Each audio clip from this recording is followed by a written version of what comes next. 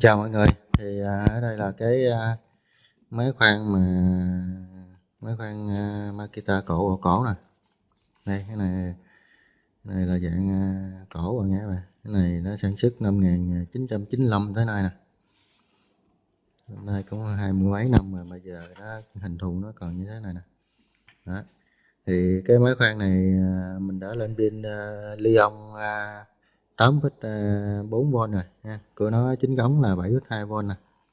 Các bạn nhìn thấy rõ không? Để mình zoom lại cho các bạn thấy đây 7,2V nè các bạn nha, nó 7,2V đó. Cái cục pin của nó là như thế này, đây nó dời như thế này ha. Thì mình nhìn thấy cục pin này nói chắc rất là dễ lên pin. Thì hai cái cục pin mắc nối tiếp mình để vô mình ốm thử nè, thì nó cũng vừa lọt ha, mà mình đây nó cũng vừa bằng nè, cũng vừa bằng, nhưng mà mình mở ra mình gắn vô thử cho các bạn xem ha. Thì hồi mình sẽ nói cách làm đó. Thì khóa pin nó như thế này đây. Thì cái này khi mà mình lên pin rồi thì mình chạy thấy nó cũng được nha, thấy không? Đây mình đang để cấp chậm là mình test cho các bạn xem trước nha. Đây là có bóp nhẹ, có điều tốc nè, bóp mạnh nè,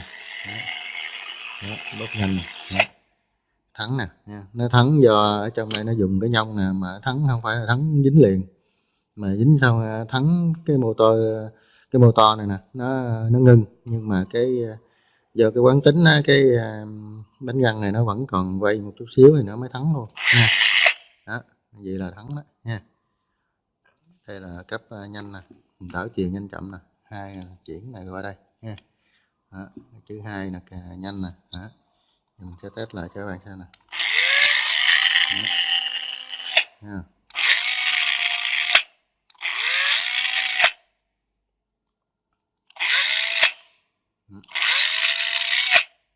Máy chạy là rất là ngon rồi ha, ok luôn á.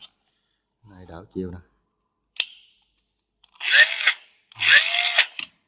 đảo chiều nè,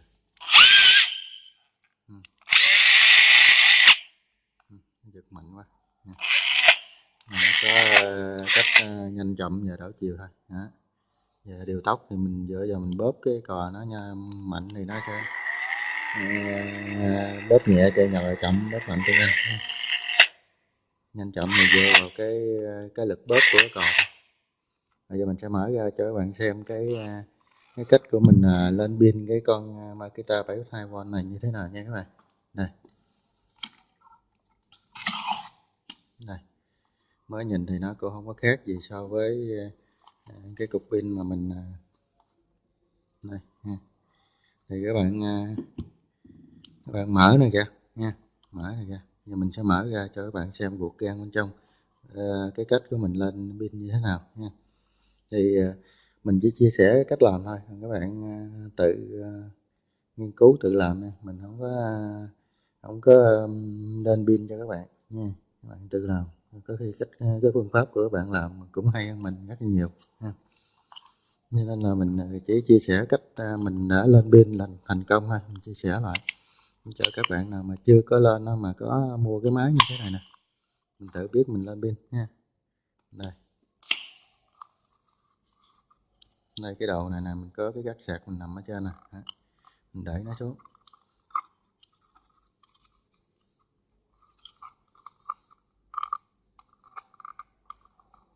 Đây nó hơi cứng cho nên mình kéo ra từ từ.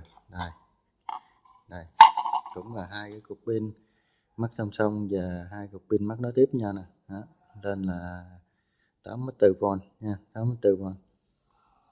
Thì thoáng nhìn nó thấy ghê ha, nhìn ở trong ruột gan nó đâu có đẹp gì đâu.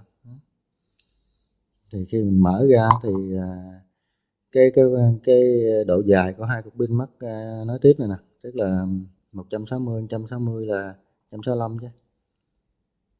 Xin lỗi, 650 với 650, tức là cái cục pin của mình á là 18650 á, 650 tức là chiều dài của mỗi cục pin nha. 650 là khoảng cách này là 6,5 cm nha. Đây cũng 6,5 cm cộng lại là nó ra là 13 cm nha, độ dài này 13 cm này. Nhưng mà cái khi mình để ở đây nè là nó vừa đủ ha, vừa đủ. Khi mấy bạn mà tận dụng cái có cái miếng nhựa này nè, thì miếng nhựa này đổi ra nó khoảng chừng 2-3 ly mấy nè nha, đổi ra thì mình không có sử dụng được, cho nên là cái cái ý tưởng của mình là mình bỏ cục đó đi, mình gắn trực tiếp lên đây ha, gắn lên đây cái đầu dương gắn vô cái cực dương nè, cực dương nè, đó, đầu dương gắn đây ha. Đầu âm thì mình không thể đè lên trên đây được, đè lên đây thì mình dùng băng keo cỡ nào cỡ, nhưng mà khi mình ép lại nó lỡ mà nó bị chạm chập thì nó gây ra cháy nổ, cho nên là quay cái đầu của cực âm ngược trở lại ha, và hàng dưới âm đây cái mạch 2S 2S này mình không có sử dụng cái chức năng là xả nha, chỉ sử dụng chức năng sạc thôi, tức là nó chỉ sạc thôi chứ nó không có xả nè. Đây mình đấu vô cái gắt DC nè để sạc đó. Thì mình vẫn nối vô mạch 3S bình thường nha, rồi mình khoét một cái lỗ trên đây nè để mình để cái mạch lên, cái này mình để trên này khi nó hở lên nè, để đè lên trên cái miếng nhựa trên đây nè thì nó sẽ giữ cố định lại nha. Đây là cái cách mình làm thôi, các bạn tham khảo và mình về mình làm cái vỏ pin của mình ha. Đây là mình nói cái cách để cho các bạn tham khảo thôi, các bạn có nhiều bạn về làm có thể là làm đẹp làm tốt hơn mình nha. Này mình gắn vô cho lọt vô lỗ này thì nó sẽ giữ được cố định hơn.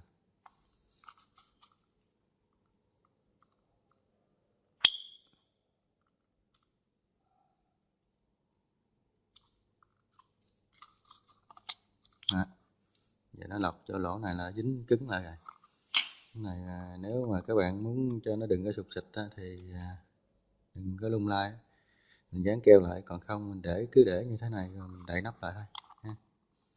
Thì mình thích để như thế này để mình có mở ra mở vô rồi đó cũng được ha. Gắn như gì thì nó cứng ngắc rồi nè, giao cái khóa pin cứng ngắc này vậy là được rồi ha.